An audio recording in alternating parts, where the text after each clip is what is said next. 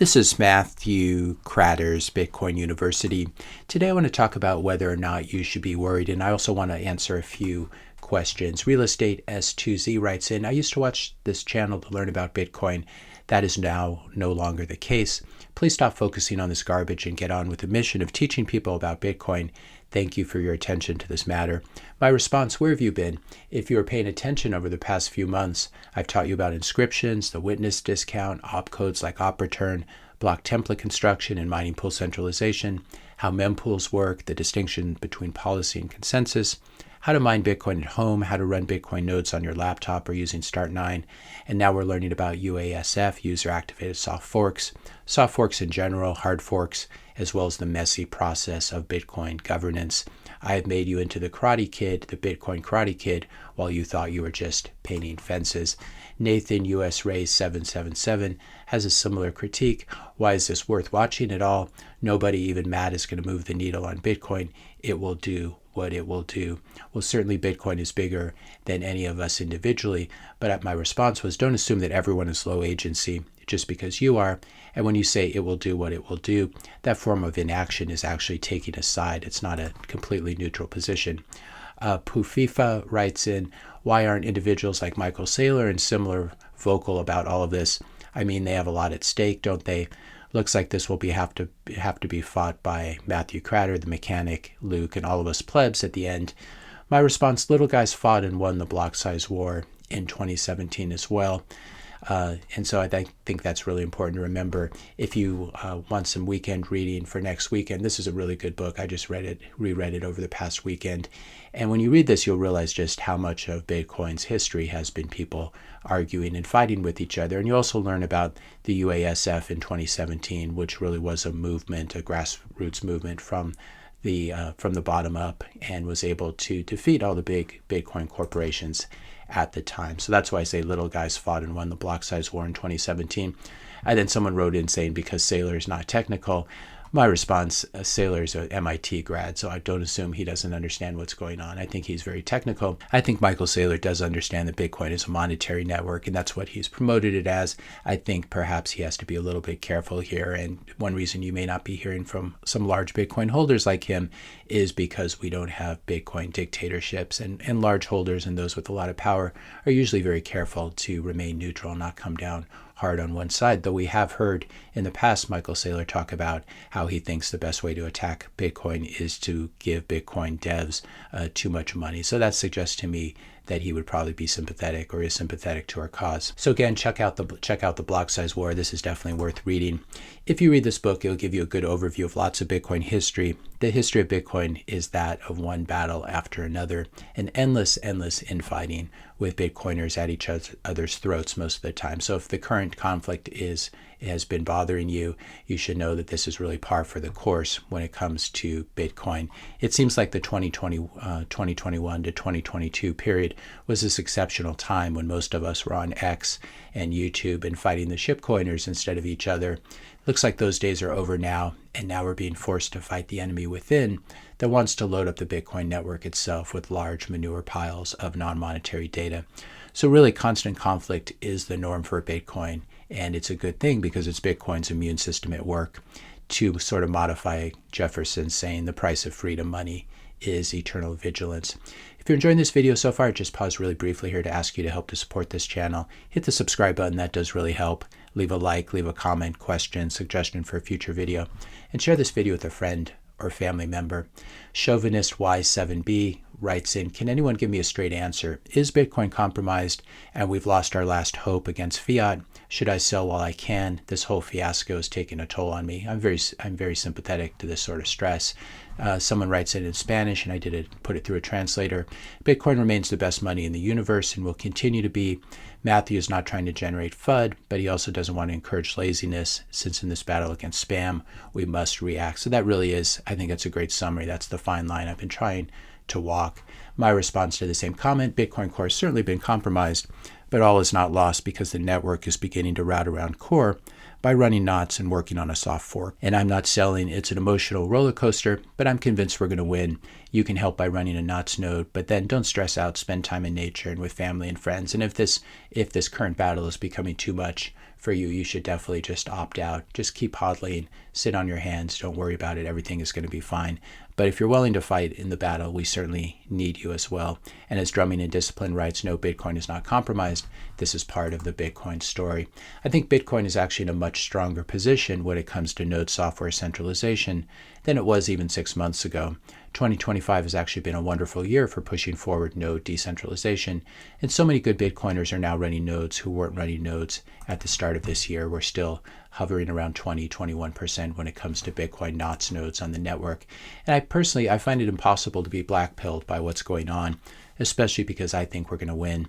In fact, I've never seen a weaker, more beta group of people than Bitcoin Core lead devs and supporters. They're mostly a bunch of cowardly sheep who own very little Bitcoin, don't run their own nodes, and just want to keep collecting their dev money while not rocking the boat too much, while getting support from influencers who have sold their souls for Bitcoin treasury companies that have recently been imploding and wrecking their followers. For example, like spam-loving Bitcoin Magazine, Bitcoin Conference, David Bailey's latest pump and dump, which was Nakamoto. This has been a complete disaster for plebs who are invested, or large op return loving Stefan Lavera's Aranhe BTC, which has just been a road straight down. These companies have been absolutely terrible for everyone. Crypto ARG 7400 writes in, who are these quote unquote Bitcoin core people anyway?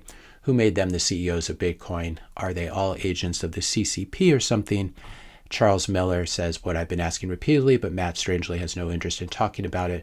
My response is because I don't really know the answer. Certain maintainers or devs could certainly be Intel assets or CCP assets. All we know is their actions, which are terrible, and that's what I've tried to stick to.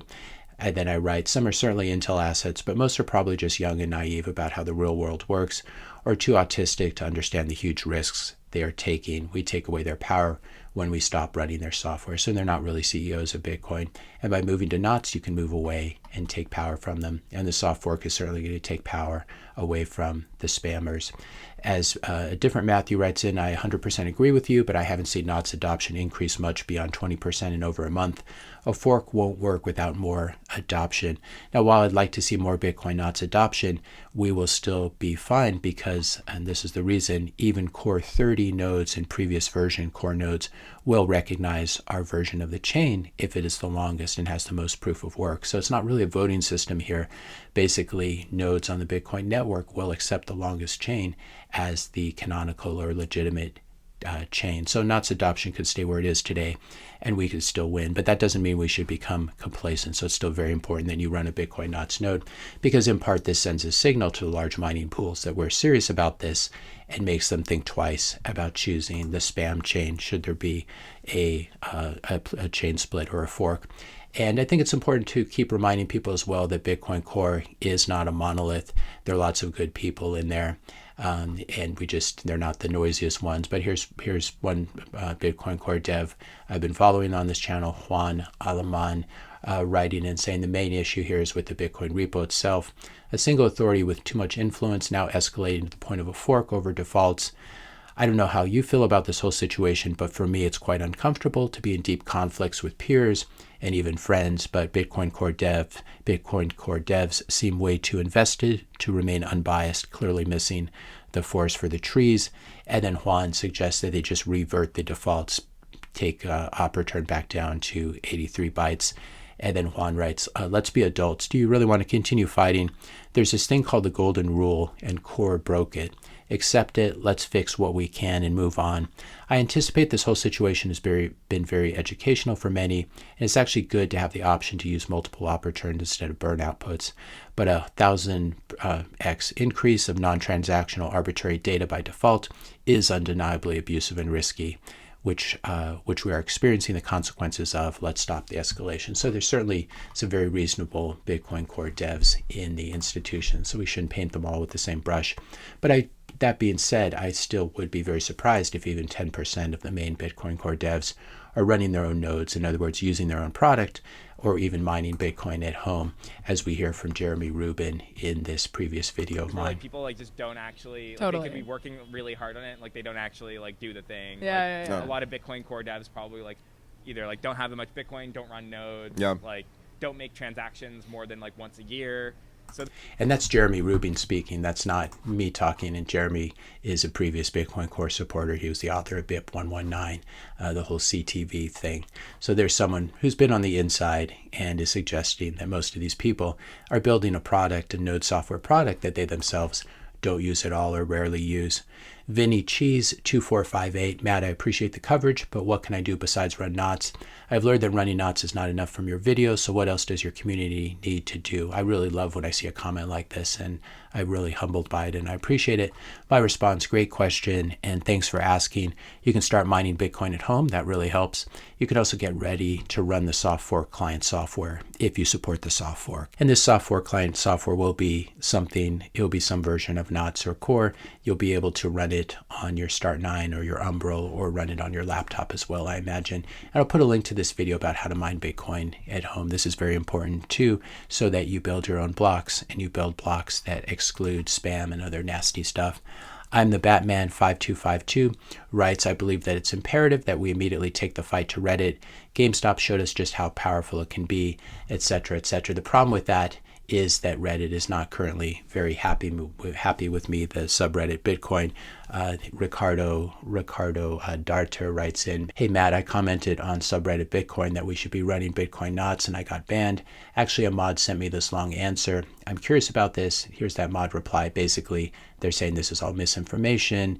Bitcoin Core is not malware. You fell for the propaganda, etc., etc. So unfortunately, Reddit, at least this particular subreddit, is not is going to probably be pretty difficult to convince unless the moderator gets on board with this.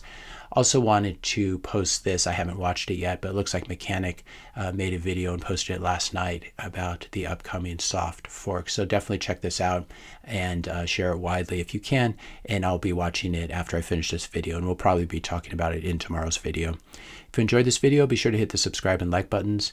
Hit the notification bell if you want to be notified when I publish my next video. And let me know your questions and comments in the comment section below. Thanks a lot for watching, and I'll see you in the next video.